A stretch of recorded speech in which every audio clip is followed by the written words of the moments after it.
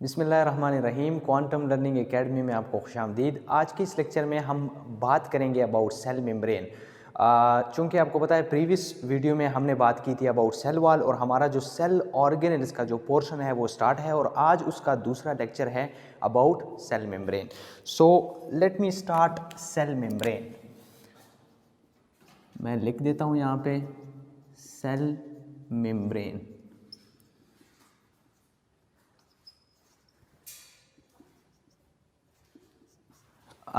देखो बच्चे, बात ये है ना कि सेल मेम्ब्रेन जो है ये सेल वॉल की तरह एक इनक्लोज्ड वॉल है जो कि सेल के जितने भी कंटेंट्स हैं हमारे पास उनके गिर्द होता है। एक बात तो ये हो गई। दूसरी बात ये है कि हमें पता है कि जो सेल में हमारे पास कंटेंट हैं उनको हम सेलुलर मशीनरीज़ या ऑर्गेनल्स कहते हैं। तो सेलुलर मशीनरीज़ जो हैं, बाज़ मशीनरीज़ उसमें ऐसी होती हैं, बाज़ क्या कि हर एक मशीनरी जो है उसका एक स्पेसिफाइड मेम्ब्रेन होता है, स्पेसिफाइड लेयर होता है। वो लेयर भी अमूमन जो है मेम्ब्रेन होता है और उसको भी हम सेल मेम्ब्रेन कहते हैं। उसकी कंपोजिशन भी एज इट इज़ होती है जैसे कि सेल मेम्ब्रेन की होती है। तो सेल मेम्ब्रेन जो है हमारे पास लिविंग थिंग्स की जो कैटेगरीज़ हैं लाइक प्लांट है, एनिमल है, फंजाई है, प्रोटिस्ट है, बैक्टीरिया है। तो इसमें हमारे पास सिर्फ़ और सिर्फ एनिमल जो है या ह्यूमन के जो सेल्स हैं उनमें ये आउटर लेयर ऑफ मेम्ब्रेन होता है। Outer layer like outermost layer of the cell is actually the cell membrane.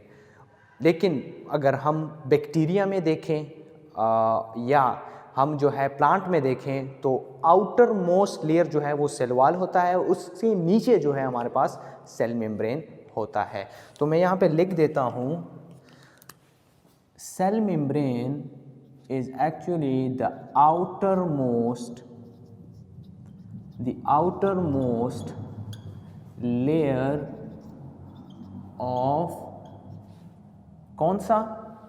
Animal cell. देखो एनिमल्स में जो है हम भी आते हैं और जो टिपिकल एनिमल्स हैं लाइक डॉग, कैट, जिनको हम एनिमल्स रेफर करते हैं उनको हम एनिमल्स कहते हैं। तो हम भी एनिमल्स की कैटेगरी में आते हैं, लेकिन जब हम ब्रॉडर सेंस में ये कहते हैं तो the outermost layer of the animal and the inner layer of cell in plants or other organisms that include हमारे पास आप कह सकते हो कि हमारे पास बैक्टीरिया हो गया एक्सेट्रा। तो बैक्टीरिया हो गया या प्लांट हो गया या इसके अलावा हमारे पास फंजाई हो गया, प्रोटिस्ट हो गए, उनका जो आउटर मोस्ट लेयर है वो सेल वॉल होता है। लेकिन आउटर मोस्ट के जो नीचे जो लेयर पाया जाता है वो हमारे पास क्या होता है? वो हमारे पास सेल मेम्ब्रेन होता है। लेकिन एनिमल्स में ये स्पेसिफाई है कि एनिमल्स में जो है हमारे पास जो आउटर मोस्ट लेयर है वो क्या चीज़ है? वो है सेल मेम्ब्रेन। अब सेल वॉल ऑलरेडी प्रेजेंट है जो कि हमें स्ट्रेंथ देता है, प्रोटेक्शन देता है, सपोर्ट देता है। किसको? सेल को। तो अब सेल मेम्ब्रेन की क्या एक्टिविटीज़ होती हैं सेल में और सेल मेम्ब्रेन की ज़रूरत क्यों होती है, आज इसके बारे में हम डिटेल में बात करेंगे। एक बात मैं आपको क्लियर कर दूं कि सेल मेम्ब्रेन का एक बहुत ही इम्पोर्टेंट फंक्शन है। वो इम्पोर्टेंट फंक्शन सिर्फ और सिर्फ इसकी स्ट्रक्चर की बुनियाद पर है। वो क्या है? वो है it is a selectively permeable membrane. It is a selective permeable membrane. इसका मतलब क्या है मैं आपको एक्सप्लेन करता हूँ, लेकिन मैं पहले लिख देता हूँ आप लोगों के लिए सेलेक्टिव परमिएबल मेम्ब्रेन। इसका मतलब क्या है? देखो सेलेक्टिव का मतलब है कि अगर मैं आपको 4 मार्कर्स हैं मेरे पास हाथ में, मैं आपको ये दिखाऊं, मैं आपको कहूं कि इसमें से एक सेलेक्ट करो, तो मतलब आप किसी एक को सेलेक्ट करोगे, लाइक आप you are selecting one thing, okay. तो सेलेक्टिव परमेएबल का मतलब ये है कि चूंकि आपको पता है सेल को कुछ चीज़ें चाहिए होती हैं एक्टिविटीज़ करने के लिए, और सेल को कुछ चीज़ें जो नहीं चाहिए होती उनको बाहर फेंकना पड़ता है, लाइक एक्सक्रीशन करना पड़ता है। तो सेल मेम्ब्रेन की एक प्रॉपर्टी ये है कि जो चीज़ें सेल को चाहिए होती हैं वो उनको अलाउ करता है, और जो चीज़ें सेल को नहीं चाहिए होती उनको वो बाहर एक्सक्रीट करता है। इसलिए हम इसको सेलेक्टिव परमेएबल मेम्ब्रेन कहते हैं।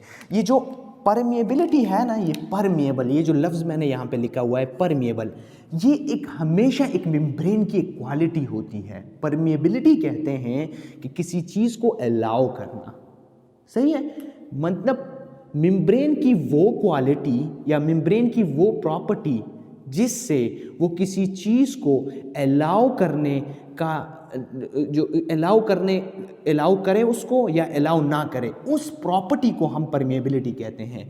चूंकि ये जो सेल मेम्ब्रेन होता है ये सेलेक्टिव काम करता है। सेलेक्टिव का मतलब ये है कि ये लेट्स सपोज ये मेरे पास एक मेम्ब्रेन है और कुछ मटेरियल्स मेरे पास यहाँ पे पड़ी हुई हैं। मैं दूसरा मार्कर भी इस्तेमाल करूँगा। ये मेरे पास मटेरियल्स पड़ी हुई हैं बाहर, और कुछ मटेरियल्स मेरे पास यहाँ पे भी पड़ी हुई हैं।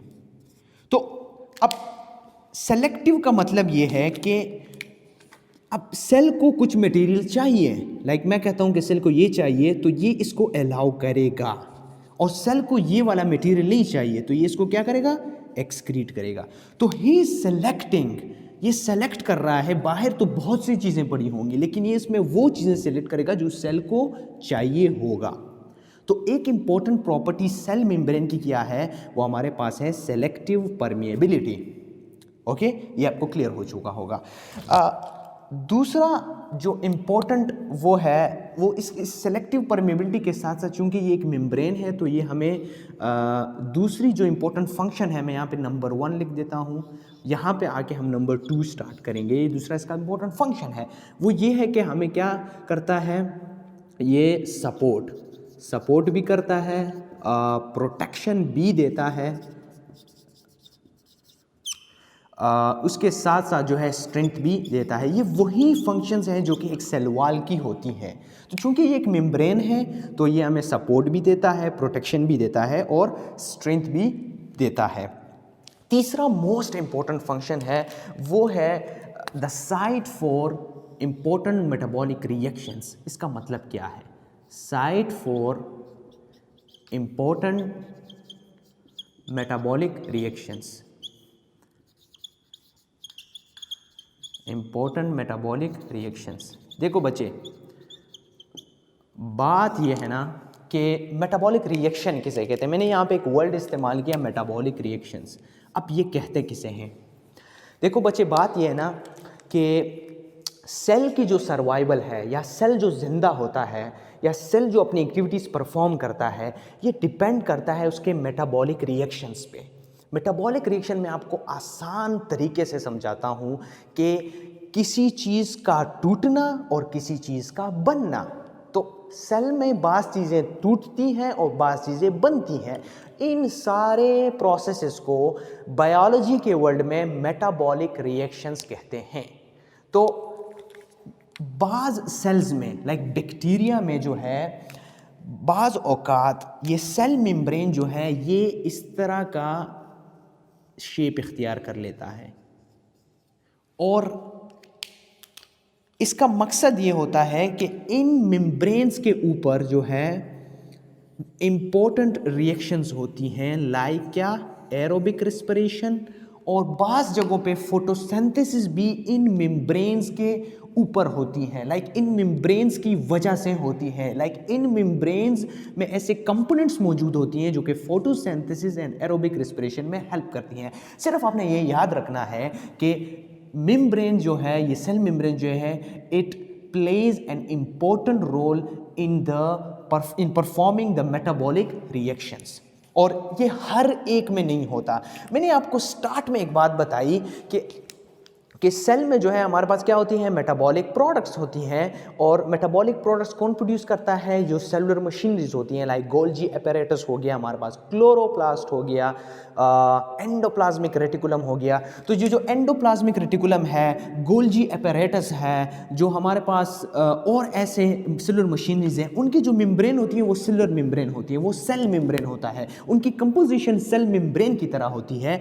तो उनके मेम्ब्रेन्स में, उन मेम्ब्रेन्स में जो है ये एक्टिविटीज़ परफॉर्म होती है। कौन कौन सी एक्टिविटीज़, रेस्पिरेशन होती है हमारे पास, जो है फोटोसिंथेसिस होती है, लाइक क्लोरोप्लास्ट जो है, क्लोरोप्लास्ट के मेम्ब्रेन के ऊपर जो है, या मेम्ब्रेन के की वजह से जो है हमारे पास मेम्ब्रेन जो है एक इम्पॉर्टेंट पार्ट होता है, किसमें, फोटोसिंथेटिक रिएक्शन में। तो इसलिए हम इसका एक इम्पॉर्टेंट फंक्शन ये भी है कि it provide the site for important metabolic reactions.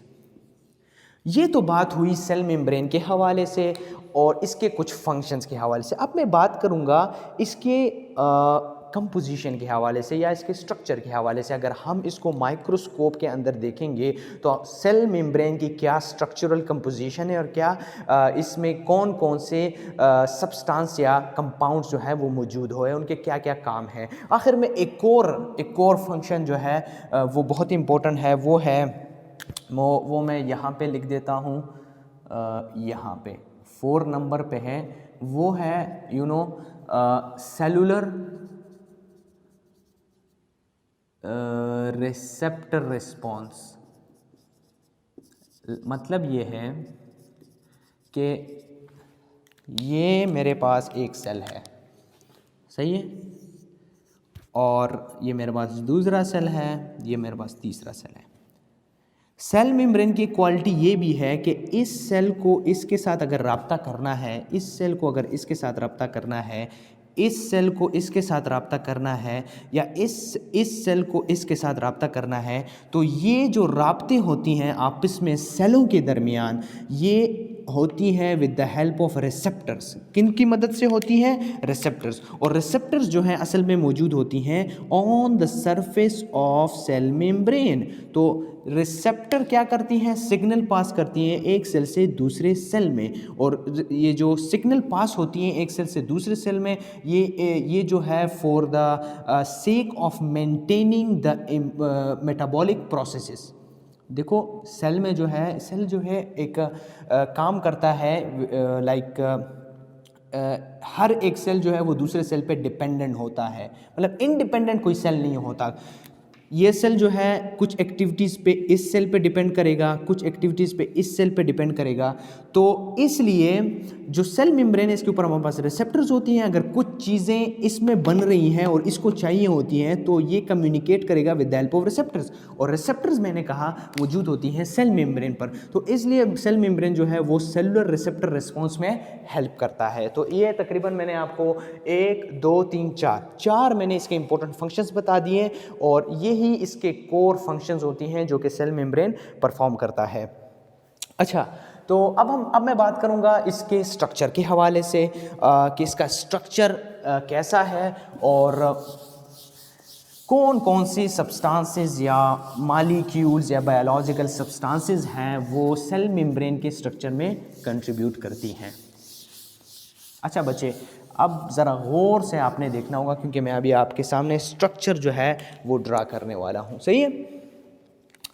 अब देखो मैं एक पोर्शन लूँगा, पूरा वो नहीं लूँगा। ये मैं आपको एग्जांपल लेता हूँ, ये मेरे पास एक सेल है, सही है। अब ये वाला जो पोर्शन है, ये वाला, इसको मैं जूम आउट करूँगा, सही है, जूम आउट के जूम इन, जो भी है मैं इस पोर्शन को यहाँ पे ड्रा करूँगा, सही है। तो देखो बेटा, सबसे पहले तो मैं कुछ यहाँ पे ड्रा करता हूँ। आपने को ने परेशान नहीं होना है, परेशान बिल्कुल भी परेशान नहीं होना है। मैं यहाँ पे कुछ ड्रा कर रहा हूँ, आपको यार ये क्या चीज़ें हैं तो मुझे समझ नहीं आएगी, बहुत सी आसान चीज़ें, परेशान नहीं होना है, सही है। अब देखो ये मैं अभी ड्रा करने वाला हूँ, बड़े मज़े के स्ट्रक्चर्स हैं और आसान तरीके से बनते हैं। और अगर आपका पेपर है और आपको बनाना नहीं आता है वो भी मैं आपको सिखा दूंगा, क्योंकि मैं आपको पढ़ा रहा हूँ किस लिए, इसीलिए कि आप मुझसे कुछ सीखें, कुछ पढ़ें, सही है। तो मैं तवक्को रखता हूँ आप लोगों से कि आप लोग भी, जो मैं आप लोगों के लिए मेहनत कर रहा हूँ ना, आप भी थोड़ी सी मेहनत करें इस चीज़ को अंडरस्टैंड करने में। सही है, मैं बस ये काफ़ी है। देखो बेटा, ये जो पोर्शन है ना, इसको जब मैं जूम करूँगा ना, जूम, तो ये इस तरह का दिखेगा मुझे। इसमें बहुत सी और चीज़ें भी मौजूद हैं। मैं और चीज़ें भी इसमें ड्रा करता हूँ। लाइक सरफेस पे हमारे पास इस तरह की कुछ चीज़ें होती हैं। इसमें बीच में हमारे पास एक और चीज़ होती है, इसको भी मैं एक्सप्लेन करूँगा। इस तरह की कुछ चीज़ें भी होती हैं सरफेस पे। ये बीच में जो है कुछ चीज़ें और होती हैं। इसको मैं थोड़ा सा बंद कर देता हूँ। ये वाला पोर्शन है। अब मैं आपको बताता हूँ एक एक चीज़ें जो है वो मैं आपको बताता हूँ। देखो, सबसे पहले जो है ना, दो चीज़ें बहुत इंपॉर्टेंट हैं। एक तो है लिपिड बाइलेयर। सेल मेम्ब्रेन के स्ट्रक्चर में एक चीज़ है, वो है लिपिड बाइलेयर। दूसरी चीज़ जो है वो है associated carbohydrate and protein conjugated molecules. अब इसका मतलब क्या है? देखो, कंजुगेटेड मॉलिक्यूल मैंने पिछले लेक्चर में आपको बताया था कि जब दो डिफरेंट नेचर के मॉलिक्यूल्स मिलके एक मॉलिक्यूल बनाएंगे उसको हम कहेंगे कंजुगेटेड मॉलिक्यूल। मैं कहता हूँ कि ये प्रोटीन है, मैं कहता हूँ ये कार्बोहाइड्रेट है, और ये दोनों मिलके किस तरह मिलेंगे? देखो, मैं कहता हूँ एक पोर्शन जो है कार्बोहाइड्रेट के आया, प्रोटीन के साथ मिल गया, और इसने जो है एक कंजुगेटेड मॉलिक्यूल बनाया। तो इसमें सेल मेम्ब्रेन में हमारे पास मुख्तलिफ़ किस्म के कंजुगेटेड मॉलिक्यूल्स होती हैं, उनके मुख्तलिफ़ किस्म के फंक्शंस होती हैं, लेकिन मेन इंपॉर्टेंट बॉडी जो है वो लिपिड बाइलेयर बनाता है। और कैसे बनाता है मैंने आपको स्ट्रक्चर ड्रा किया है, और अब मैं अब इसको एक्सप्लेन करूँगा। अच्छा, तो बेटा बात ये है कि ये जो पोर्शन है, ये जो है ये लिपिड बाइलेयर है। अब लिपिड बाइलेयर में भी टू इम्पोर्टेंट लेयर्स हैं। बाइलेयर का मतलब है दो लेयर। तो आप देख सकते हो ये फर्स्ट लेयर है, यहाँ पे मैं ड्रा कर दिया, ये फर्स्ट लेयर है, ये सेकंड लेयर है। ये लिपिड बाइलेयर हो गया। सही है। अब लिपिड बाइलेयर में जो कोई ये जो पोर्शन है ना, ये मैं इसको थोड़ा सा हाईलाइट कर देता हूँ यहाँ पे। ये जो है ना, ये लिपिड बाइलेयर का एक मॉलिक्यूल है। अब इस मॉलिक्यूल को मैं थोड़ा सा यहाँ पे लिख देता हूँ। ये कोई ये चीज़ है, ये थोड़ा सा मैं गलत हो गया हूँ, मैं दोबारा ड्रा करता हूँ। ये देखो, ये वाला चीज़ जो मैं यहाँ पे ड्रा करता हूँ आप लोगों के लिए, ये देखो। सही है। इसके दो पोर्शन है। इसको कहते हैं हाइड्रोफोबिक हेड। क्या कहते हैं? हाइड्रोफोबिक हेड, या उर्दू में कहूँ तो हाइड्रोफोबिक सर, ये वाला हाइड्रोफोबिक हेड। ओके।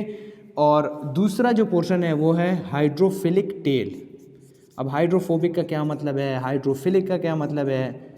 बहुत ही आसान चीज़ें हैं, इतना कोई मुश्किल नहीं है। हाइड्रोफोबिक का मतलब है वाटर रिपेलिंग, मतलब वाटर को जो पसंद नहीं करता या वाटर को जो अलाउ नहीं करता।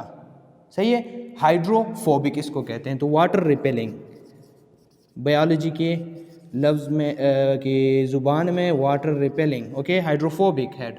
हाइड्रोफिलिक का मतलब है जो कि वाटर को अलाउ करता है, वाटर लविंग, जो वाटर को पसंद करता है। तो ये जो मॉलिक्यूल्स हैं ना, ये अटैच होके एक लेयर बनाती हैं, ऊपर से एक और लेयर। तो मतलब ये बीच वाला जो पोर्शन है ये हमारे पास हाइड्रोफिलिक रीजन है, ये मेरे पास हाइड्रोफोबिक रीजन है। यही तो इसकी ब्यूटी है। मैंने पहले फंक्शन में बताया कि एक सेलेक्टिव परमेबल मेम्ब्रेन है, और सेलेक्टिव परमेबल मेम्ब्रेन की जो प्रॉपर्टी है वो इस लिपिड बाइलेयर की वजह से है। इसमें हमारे पास जो है मुख्तलिफ़ किस्म के चैनल्स होती हैं। चैनल्स का मतलब ये है कि बाज़ औक़ात हमारे पास प्रोटीन चैनल्स होती हैं जो कि प्रोटीन्स को अलाउ करती हैं, जो कि पोलर कंपाउंड्स को अलाउ करती हैं, पोलैरिटी वाले कंपाउंड्स को अलाउ करती हैं। तो ये जो है मैंने एक पोर्शन बनाया है, ये एक चैनल प्रोटीन है। इसको कैरियर चैनल भी कहा जाता है, जिससे स्पेसिफिक टाइप ऑफ सब्सटेंसेस या मटेरियल जो है सेल के अंदर या बाहर जाती हैं according to the need of the cell. ये क्या चीज़ है? Carrier channel. और कैरियर चैनल जो है अमूमन इस तरह होता है कि ये बनती हैं जो है प्रोटीन के सब यूनिट से। सही है। बीच में भी हमारे पास इंट्रिंसिक प्रोटीन होती हैं। इंट्रिंसिक प्रोटीन का भी यही काम होता है कि बाज़ ऐसे सब्सटेंसेस होती हैं जो कि एफिनिटी रखती हैं। एफिनिटी का मतलब है जो कि इनकी वजह से सेल के अंदर जाती हैं और सेल के बाहर जाती हैं। तो इंट्रिंसिक प्रोटीन भी हमारे पास होती हैं इस स्ट्रक्चर में, इंट्रिंसिक। और बहुत ही इम्पोर्टेंट वो है यहाँ पे ऊपर, मतलब outside of the portion of the cell membrane that is expose outside, मतलब आउटसाइड पे जो पोर्शन एक्सपोज है उसके ऊपर कंजुगेटेड मालिक्यूल्स होती हैं। और कंजुगेटेड मालिक्यूल्स का जो है वो इम्पोर्टेंट फंक्शन होता है, जो मैंने चौथा फंक्शन आपको बताया था वो क्या था, रिसेप्टर, सेलुलर रिसेप्टर रिस्पॉन्स। तो इसमें ये वाले जो पोर्शन है ये कंट्रीब्यूट करती हैं। अमूमन जो कंजुगेटेड मालिक्यूल्स होती हैं they act as a receptor for the cell. और कंजुगेटेड मालिक्यूल्स मैंने आपको बता दिया है, कंजुगेटेड मालिक्यूल्स यहाँ पे होती हैं। ओके, सो ये तो हो गया, ये तो हो गया क्या, ये तो इसके जो इम्पोर्टेंट पोर्शंस हैं ये चीज़ें हो गई। अब एक इम्पोर्टेंट बात जो है मैं आपको कहने वाला हूँ वो ये है कि ये इस मॉडल जो मैंने मॉडल यहाँ पे बनाया है, इस मॉडल को कौन सा मॉडल कहते हैं, तो इसको कहते हैं फ्लूइड मोज़ेक मॉडल। तो असल में मैंने आपको जो सारा स्टोरी सुनाया या जो सारा किस्सा मैंने आपको बताया वो ये है कि इस किस्से का जो नाम है वो है फ्लूइड मोज़ेक मॉडल। और इससे पहले बहुत से मॉडल आए थे जो कि साइंटिस्ट ने प्रपोज किए थे, लेकिन वो एक्सेप्ट नहीं हुए। यही वाइडली एक्सेप्टेड मॉडल है about the structure of the cell membrane. So जी अच्छा, कैरियर चैनल, अच्छा बेटा मैं आपको अभी बना के देता हूँ, सही है। देखो मैं इसको थोड़ा सा मैं मिटा देता हूँ आपको लिए। अच्छा अब देखो बच्चे, इन्होंने पूछा कि जो कैरियर प्रोटीन है इसको थोड़ा सा और मुझे एक्सप्लेन करके बताएं। तो अच्छा क्वेश्चन है। देखो मैंने आपको बताया कि ये मेरे पास होता है